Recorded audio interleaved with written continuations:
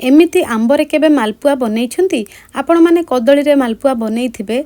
एई आंब season रे आंबर थारे मालपुआ बनांतु आउ एहार स्वाद नियंतु खाइबा पई बहुत टेस्टी लागे। प्रथमे आंब को आमे धोई करी काटी नबा। प्लीज वीडियो को स्किप न करी फुल वॉच करंतु। जदि वीडियो को पसंद करंती प्लीज लाइक करनेबे शेयर करनेबे। जदि चैनल ले नुआ अछंती प्लीज चैनल को सब्सक्राइब करनेबे। एबे आमे आंब रस को बाहर करने आमे मिक्सिंग जार दे दबा। एठी मु दीटा आंब को काटिकी तार रस को मिक्सिंग जार दे देइची।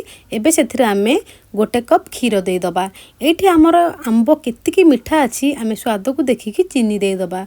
मु जो आंब नेची ए आंब बहुत मीठा अछि तो से हिसाब रे मु 2 चम्मच चीनी देइची। दीटा गुजराती देकी आमे याकू ग्राइंड करनबा।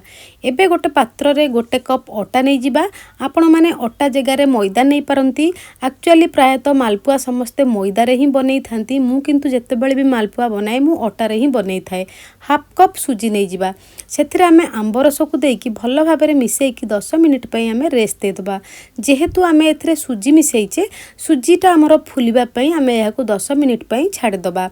एठी मु वीडियो शूट करि परनी तो 10 मिनिट पर मु याकू हल्का टिके ग्राइंड कर नेइथली। जेहेतु मु एठी टिके बड़ दाना सुजी नेइथली तो आपण माने ग्राइंड करि परिबे न कले मध्य चलिबो।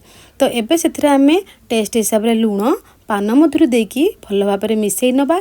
बैटर को बेसी पानिया करिवे नै। जेहेतु आमे आंब मालपुआ बनोचे आंब बहुत सॉफ्ट थाए तो पानिया जदि बैटर को कर दियंती बिल्कुल मालपुआ भल हबनी। तो बैटर को टिके मोटा रखिबे।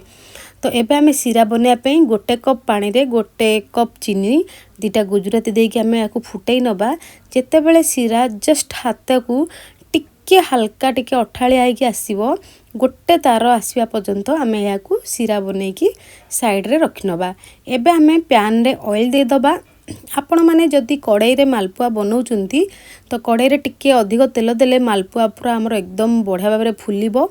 जेहेतु एटा मैं पैन रे मु बनौची पैन रे अल्प तेल रे ही जिवो किंतु एटा पतला हैकरी एमती हबो।